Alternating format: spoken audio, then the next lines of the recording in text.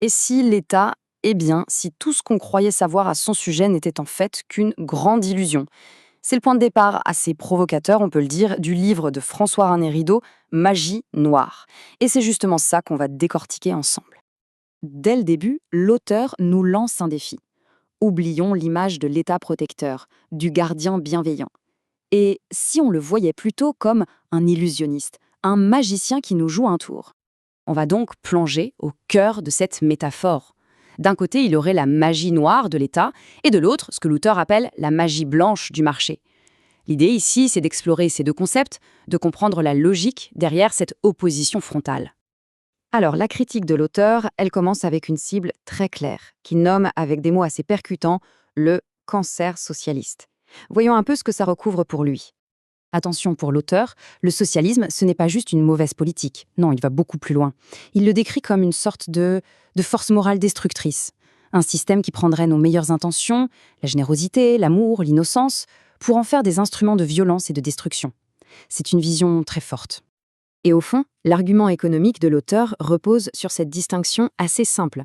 D'un côté, les interactions volontaires, ce qu'on appelle les jeux à somme positive, tout le monde y gagne, et de l'autre, le conflit, le jeu à somme négative, où pour que l'un gagne, l'autre doit forcément perdre. Pour lui, le socialisme appartient à cette deuxième catégorie.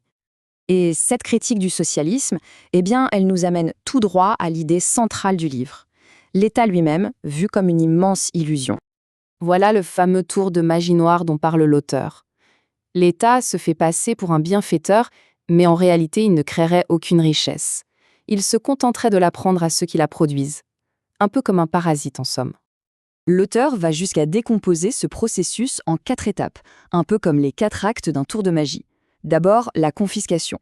Ensuite, une bonne partie de cet argent se perdrait, se dissiperait dans les rouages de la bureaucratie. Puis, ce qui reste est redistribué. Et c'est là que l'illusion opère. L'État apparaît comme un généreux donateur. Pour rendre cette idée plus concrète, l'auteur a même formulé sa propre loi, avec un nom assez amusant. La loi de Bitur-Camembert. Ce qu'elle dit, en gros, c'est que pour chaque euro de bienfait visible distribué par l'État, il y aurait 1 euro de richesse détruite quelque part de manière invisible. Bon, après avoir dressé ce portrait assez sombre de l'État, l'auteur nous présente ce qu'il considère comme l'antidote. C'est sa fameuse magie blanche, l'harmonie qui naîtrait spontanément du marché. Et là, on a un vrai changement de perspective. Dans cette vision, le profit n'est plus du tout vu comme de la cupidité. Au contraire, c'est un signal vital. S'il n'y a pas de profit, ça ne veut pas dire qu'il y a de l'altruisme.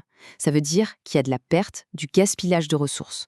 La concurrence non plus n'est pas vue comme une guerre. Elle est présentée ici comme un processus de découverte, une sorte de moteur qui pousse tout le monde à devenir meilleur, à innover, pour mieux servir les autres. Les prix et les profits seraient les indicateurs qui mesurent cette amélioration. Du coup, le profit devient la preuve ultime, le certificat de bonne conduite de l'entrepreneur. C'est le signal qui dit « Bravo, vous avez créé plus de valeur pour la société que vous n'avez consommé de ressources pour le faire ». C'est un bilan positif, en quelque sorte. Ce tableau résume vraiment bien la pensée de l'auteur. C'est un face-à-face radical.